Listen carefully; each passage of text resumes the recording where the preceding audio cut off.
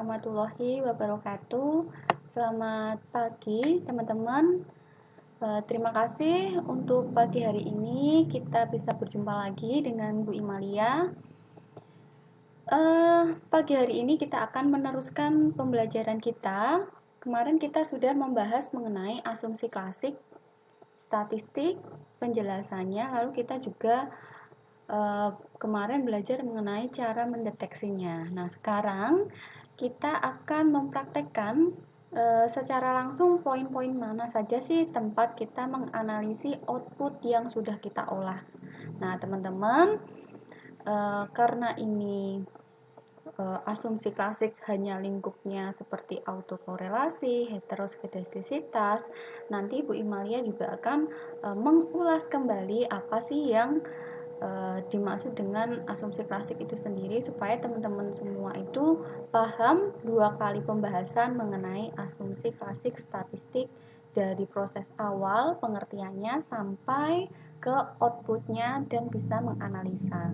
Nah, kesempatan pagi hari ini silahkan teman-teman jangan lupa absen disiapkan dan juga berkomentar di kolom YouTube Bu Imalia ini. Nah, langsung saja kita mulai perkuliahan untuk hari ini.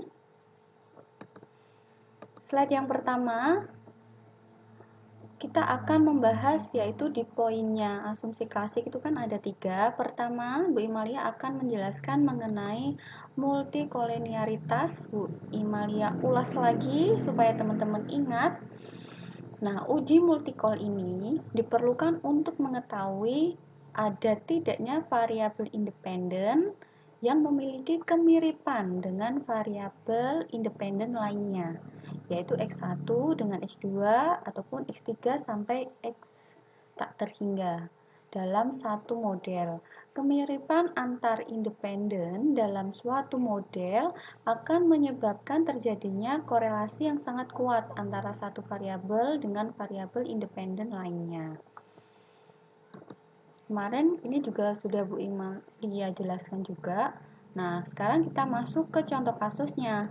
Di sini contoh kasus untuk uji multikol, Bu Imalia berikan contohnya yaitu dengan menggunakan data yang sama pada regresi berganda X1, X2, X3, maka asumsi klasik statistik multikol dapat dideteksi dari output SPSS itu sendiri.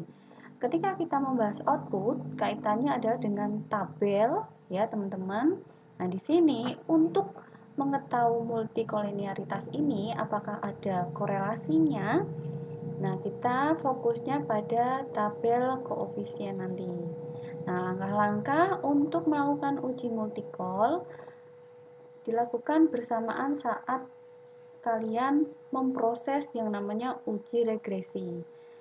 Karena terutama pada kotak statistik di mana kolenialitas diagnostik ini harus dipilih. Misalkan nih, teman-teman kan pertama membuka aplikasi atau membuka softwarenya SPSS. Lalu kan teman-teman otomatis menginputkan variabel tuh dari awal, menginputkan variabel. Lalu teman-teman pasti akan memilih analyze, lalu pilih yang regresi berganda. Nah, dari regresi berganda nanti muncullah tabel yang seperti ini di depan itu ya. Tabel yang muncul. Nah, teman-teman harus memilih yang Bu Imalia lingkari tanda merah. Jadi intinya untuk pembuatan proses regresi berganda seperti kita menyelam 2-3 pulau terlampaui gitu teman-teman. Jadi teman-teman memproses regresi berganda sekaligus juga kalian tinggal mengklik-klik secara bersamaan multikol, lalu autokorelasi, lalu ada yang namanya multikol, autokorelasi, dan heteroskedastisitas ini. Jadi teman-teman sekali membuat regresi berganda, memproseskannya, teman-teman tinggal klik aja nih langkah-langkah seperti membuat multicol ini. Kalian cukup klik atau mencentang tanda merah, yaitu kolenialitas dianotik. Nah, ini nanti larinya outputnya adalah multicol, teman-teman.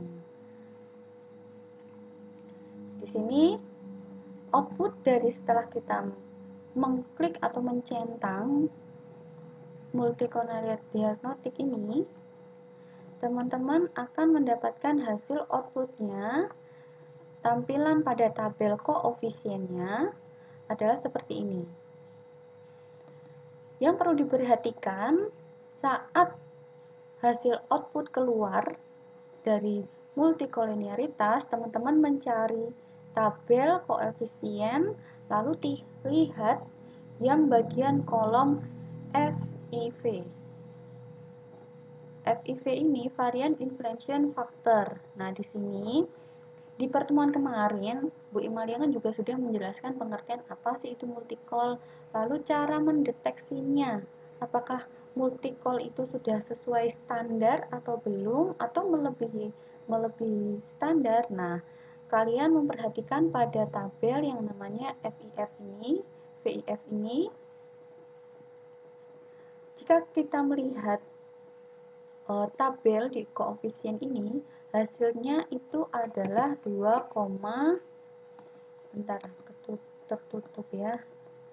Hasilnya adalah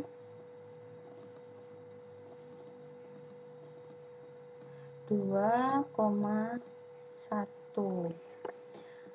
Hasilnya 2,177, teman-teman.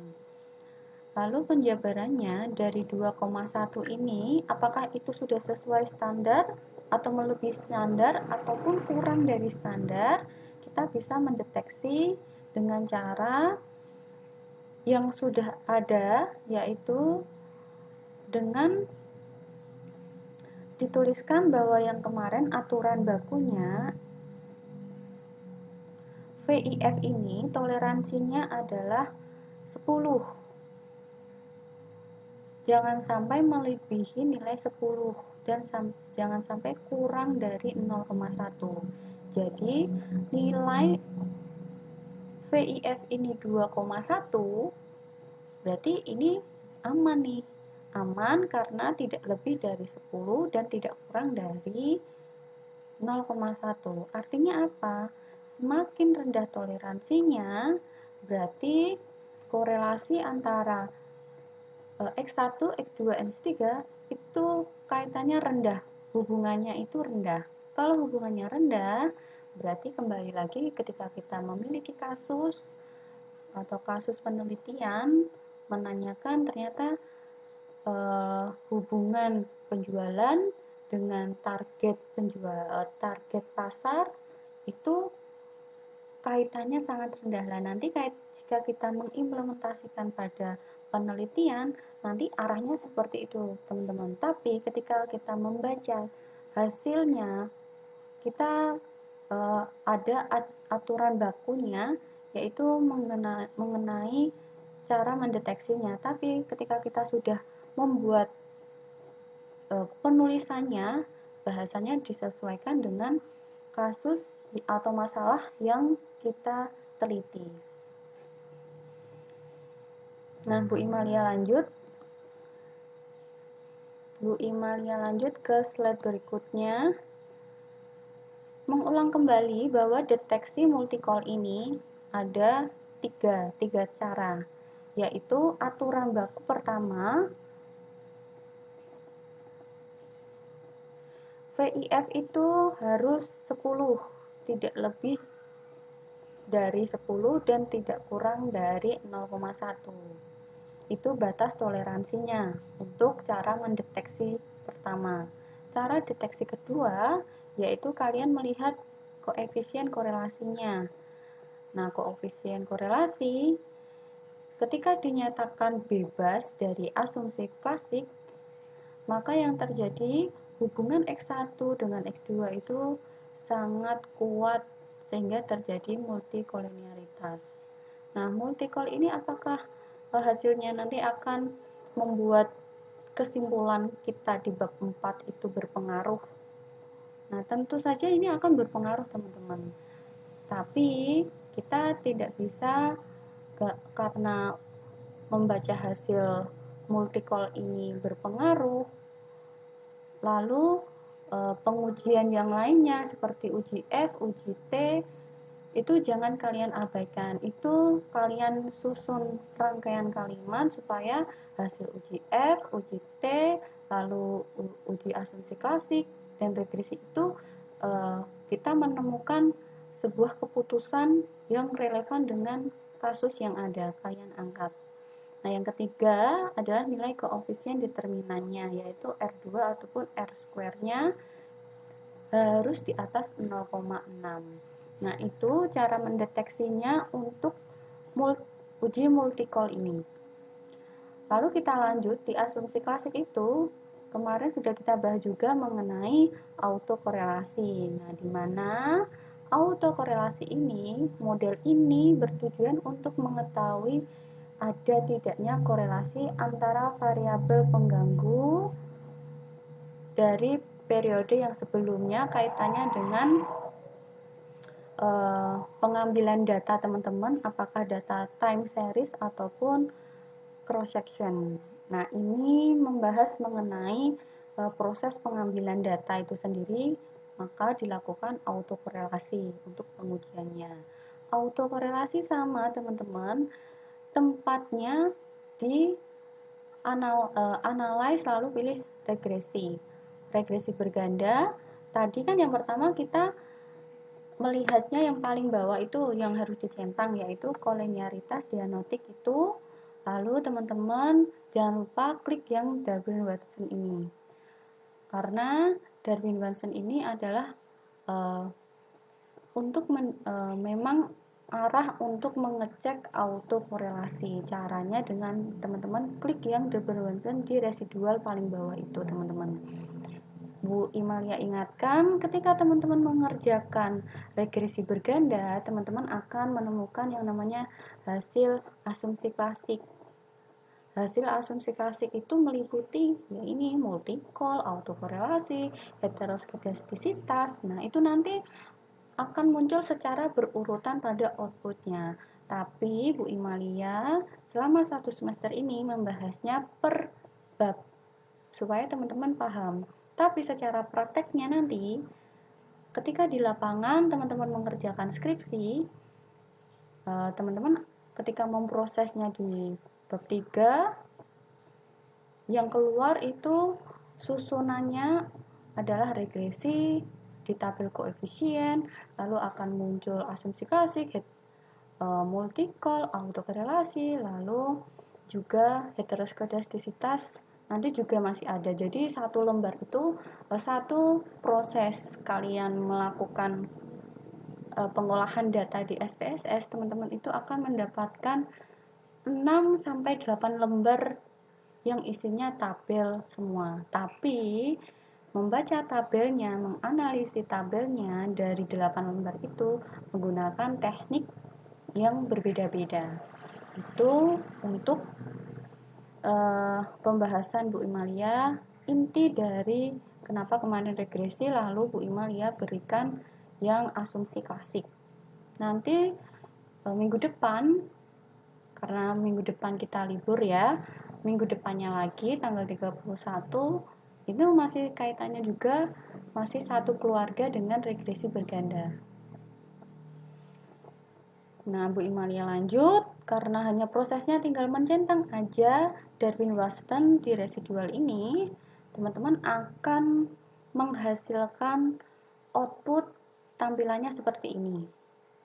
Output tampilan dari autokorelasi, teman-teman fokus ke tabel yang Bu Imalia lingkari. Ini nama tabelnya, ingat, model summary. Model tabel summary ini kalian fokus yang Darwin-Watson. Ketika teman-teman ditanya nih sama dosen penguji ataupun dosen pembimbing, coba perlihatkan hasil pengolahan datamu yang uji autokorelasi. Nah, teman-teman nggak usah bingung. Teman-teman kan kemarin udah Bu Imalia ajarin membaca output itu dari nama tabel paling atas sendiri. Nah, di sini Untuk menjawab pertanyaan Pak dosen, kalian tinggal melihat nama tabel model summary ini, lalu fokus yang paling kiri sendiri ya, kanan sendiri, yang Darwin Weston. Kalau di Bu Imalia ini paling kiri ya, paling kiri Darwin Weston, angkanya yaitu 2,18. Nanti juga akan muncul secara otomatis di bawahnya mengikuti juga 2,182 ini muncul di grafik atau statistik, muncul 2,182 juga. Nah, lalu gimana sih cara mendeteksinya? Tadi acuannya di multicol kita kan harus tidak lebih dari 10 dan tidak boleh kurang dari 1. Kalau di autokorelasi, salah satunya untuk mendeteksi adalah acuan bakunya, yaitu nilai Darwin-Westonnya. Teman-teman harus mendekati di antara angka 2. Mau 2,1, 1,9, teman-teman harus mendekati di angka 2, karena itu sudah aturan baku dari cara mendeteksi autokorelasinya. Nah, jika nilai Darwin-Weston antara 2 sampai 4, maka dinyatakan regresi terdapat autokorelasi. Lalu apa sih dampaknya dari autokorelasi ini ketika hasilnya positif? Nah, nanti kaitannya dengan teman-teman mengambil keputusan. Kembali lagi ketika kita mengimplementasikan di skripsi, autokorelasi itu kaitannya dengan hubungan apakah X1, X2, X3 yang data kita ambil tadinya adalah time series, itu ternyata kurang akurat datanya. Misalkan kita mengambil data 100 nih, 100 orang, dia mempunyai penilaian kerja atau target penjualan itu ada yang 100, ada itu tahun pertama. Ketika di tahun kedua ada kenaikan, tahun ketiga ada kenaikan lagi, semakin naik ya. Di 3 tahun itu yang teman-teman ambil datanya, misalkan gitu. Tahun pertama ternyata target penjualannya tercapai. Tahun kedua target penjualan minyak goreng ternyata mencapai target, tapi kurang sedikit, katakanlah kurang 10 penjualan. Tahun ketiga ini melebihi target. Nah, permasalahannya teman-teman, ketika perusahaan selama 3 tahun data yang kalian terima itu dari perusahaan tidak ada permasalahan, mencapai target, yang sini kurang sedikit, mungkin sudah 89% target tercapai, lalu di tahun ketiga malah melebihi 100% target, ini kan otomatis dikatakan perusahaan tidak ada masalah. Nah, ketika teman-teman di lapangan menemukan dan mengambil data di 3 tahun sampai 5 tahun terakhir, berarti 2020, 2021, 2020, 2019, 18, 17, 16. Misalkan teman-teman mengolah data ini 5 tahun ini, kalian menggunakan data time series.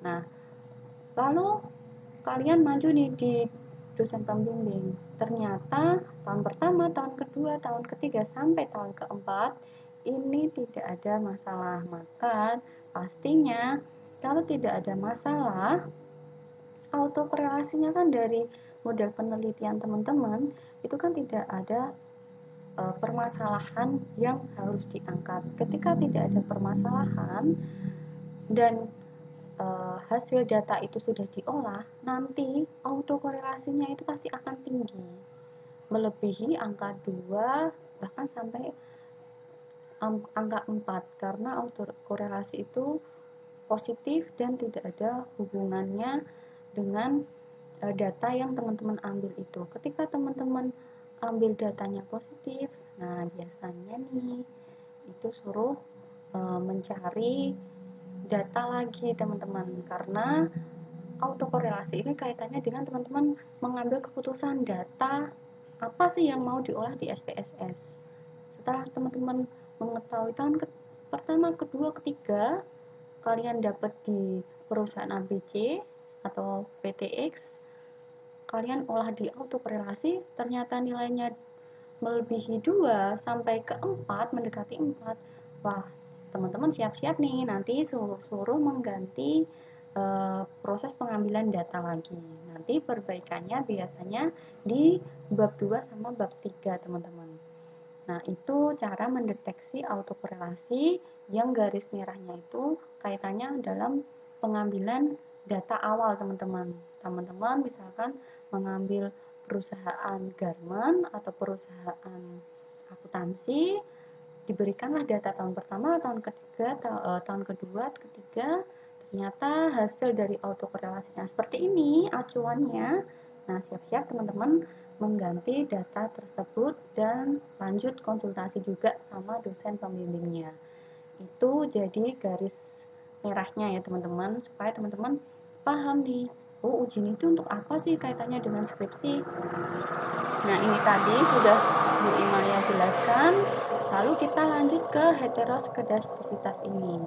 Heteroskedastisitas, kalian klik yang namanya starter plot. Nah, starter plot ini kalian masukkan, ini yang namanya bintang, ini sudah rumus ya, tinggal kalian pilih yang SRSID itu untuk yang variabel Y-nya, dan ZP rate-nya ke X. Tinggal itu aja untuk mengetes heteroskedastisitas, lalu kalian klik continue, teman-teman. Lalu muncullah output heteroskedastisitas ini yang berada di titik-titik. Di kasus ini adalah sales dependent variable adalah sales penjualan. Nah, teman-teman, kemarin sudah Bu Imalia juga jelaskan ya mengenai kenapa sih titik-titik, apakah normalnya bergerombol, apakah membentuk sebuah pola, ataukah harus bebas. Nah, ini Bu Imalia ulas lagi bahwa deteksinya uji heteroskedastisitas ini adalah pada titik-titik data menyebar dan maupun ada di atas, di bawah, ataupun di sekitar angka 0. Nah, titik-titik data tidak mengumpulkan di atas, mengumpul atau membentuk pola ya, berkelumpul di atas ataupun di bawah. Jadi penyebaran titik-titik itu tidak boleh membentuk pola. Ketika teman-teman tadi nih ya, Bu Imalia kaitkan juga sama yang autokorelasi tadi. Autokorelasi tadi kaitannya dengan pengambilan data. Teman-teman menguji perusahaan, misalkan di perusahaan perbankan nih, yang statistik. Teman-teman kan itu bisnis ya. Misalkan nih Mas Reza itu kan kerjanya di pemerintahan juga ya. Nah, di pemerintahan Mas Reza pasti akan fokus ke pendapatan dana daerah, misalkan seperti itu. Mas Reza di situ mungkin tahun pertama ada kucuran dana sebesar 100 juta tahun pertama, tahun kedua ada kenaikan nih 200, lalu tahun ketiga 400. Nah, dari rincian 100, 200, 300, tentunya itu akan ada rincian yang berbeda. Biasanya, rincian yang dilaporkan sesuai itu dienolkan. Nah, padahal ketika teman-teman melakukan penelitian, harusnya teman-teman harus menemukan masalah yang ada dan mampu menunjukkan data secara angka. Nah, mungkin di tahun kedua ternyata ini uang 200 juta bisa nih ada sisa. Mungkin dikembalikan, tapi mungkin solusinya dikembalikan. Tapi sebetulnya tidak semudah mengembalikan. Mengembalikan iya, tapi terjadi permasalahan. Harusnya 200 itu bisa habis kan, teman-teman. Harus bisa nol dikelola dengan baik pemerintah itu sendiri. Lalu kenapa sih masalahnya itu ada apa? Kok tidak mampu menyelesaikan targetnya untuk penganggaran 200 juta itu sendiri. Nah, itulah yang harus teman-teman olah. Lalu di tahun ketiga, oh ternyata semakin menurun nih. Kemarin dikasih 300, oh bisa menyelesaikan 300, tapi kita masih punya tanggungan eh, masih min ya keuangannya. Nah, itu kan berarti melebihi dari anggaran 300 juta dan itu sebetulnya ada masalah. Nah, data-data tipenya yang berkelanjutan itu teman-teman harus benar-benar mengecek yang namanya time series ataupun cross section. Jadi dari awal teman-teman benar-benar harus paham nih cara mengambil keputusan apakah menggunakan cross section tahun pertama, tahun kedua, ataupun kita menggunakan time series itu sendiri. Nah, lalu ini itu tadi kita kan mengeceknya dengan autokorelasi. Nah, hasil autokorelasi otomatis itu ketika kita memprosesnya lanjut ke heteroskedastisitas nanti akan muncul yang namanya sebaran titik-titik. Kalau di autokorelasi itu bentuknya tabel dan kita membacanya di angka, wujud penyebaran titik-titiknya itu ada di heteroskedastisitas, teman-teman. Jadi ini seperti kita mau mencapai ke tujuan stasiun ya, ketika kita mau stasiun Pekalongan nih, kita melewati pertama ke stasiun Poncol, lalu kita berhenti ke stasiun Weleri. Nah, sama juga ketika teman-teman mengolah statistik, teman-teman pertama harus melakukan pengujian dulu nih, uji asumsi klasik dulu. Setelah uji asumsi klasik, kita proses ke stasiun berikutnya, yaitu memproses ke regresi berganda. Kita proses lagi ke statistik deskriptif untuk tahu uji T, uji F, dan sebagainya. Nah, prosesnya rangkaian kita sampai sidang skripsi. Nah, teman-teman harus melewati per stasiun itu sendiri. Walaupun prosesnya adalah bab 1, bab 2, bab 3, bab 4, bab 5, lalu teman-teman ujian. Nah, mungkin itu pembahasan yang poin-poin penting untuk teman-teman perhatikan, teman-teman analisa dari materi analisa outputnya uji asumsi klasik ini sendiri. Jadi uji asumsi klasik itu hanya 3. Yang pertama multicol, autokorelasi, sama heteroskedastisitas. Sudah kita bahas 2 kali pembahasan uji asumsi klasik.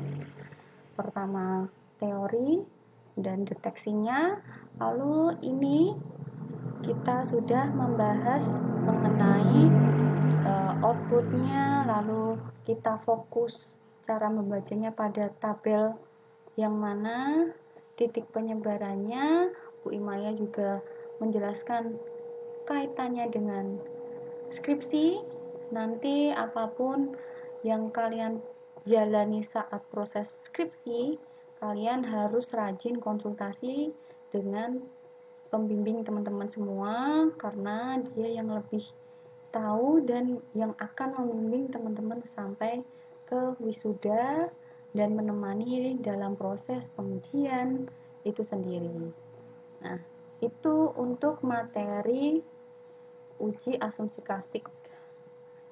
Nah, teman-teman, Bu Imalia kan juga punya time schedule nih. Nah, ini schedule-nya Bu Imalia untuk kelas ini ya, untuk kelas komputer statistik ini, Bu Imalia punya jadwal tanggal 24 Desember, minggu depan kita libur.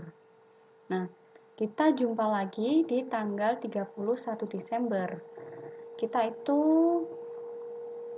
kurang satu bab saja pembahasan mengenai yaitu validitas dan reliabilitas. Nanti Bu Imalia jelaskan dasar validitas dan reliabilitas. Nanti pertemuan kedua di Januari, teman-teman, kita bisa belajar outputnya dan kisi-kisi UAS-nya. Lalu di 14 Januari kita UAS ya teman-teman. Jadi tinggal 3 kali pertemuan saja kita akan UAS. Dan mungkin juga nanti kita menyesuaikan informasi dari kampus ya, apakah di tanggal 14 Januari itu kita sudah melakukan UAS atau ada informasi terbaru ya, nanti kita bahas bersama-sama. Semoga perkuliahan pagi ini, karena kita sudah membahas 2 kali dan uji asumsi klasik ini subbabnya hanya 3 poin saja, ini Bu Imalia tidak ada tambahan lagi mengenai materi yang pengujian asumsi klasik ini. Nah, itu saja teman-teman. Terima kasih sudah melihat videonya Bu Imalia ini. Semoga bermanfaat dan sampai berjumpa di tanggal 31 Desember, 2 minggu lagi. Nah, semoga perkuliahan hari ini bermanfaat, teman-teman mendapatkan pemahaman baru, dan jangan lupa dari sekarang kumpulkan uang untuk membeli buku, karena buku ini bisa menjadi pedoman teman-teman saat proses skripsi. Nah, silahkan bebas, banyak buku yang ada di Semarang di toko buku ataupun di stadion, itu banyak banget mengenai pembahasan SPSS ini. Silahkan teman-teman mempersiapkan diri, karena itu bisa terpakai untuk perkuliahan Bu Imalia bahkan sampai ke skripsi teman-teman. Apalagi di semester depan itu kan ketemu dengan yang namanya metodologi penelitian. Nah, udah itu pasangan, jadi pasangannya komputer statistik, metodologi penelitian itu sudah jadi pasangan. Nah, itu saja. Silahkan melanjutkan kegiatan teman-teman. Dan akhir kata, wassalamualaikum warahmatullahi wabarakatuh. Terima kasih sudah mengikuti perkuliahan saya. Semoga bermanfaat, dan jangan lupa kalian subscribe dan aktifkan tombol notifikasinya supaya kalian semua mahasiswaku dapat informasi terbaru mengenai aktivitas channel YouTube saya ini.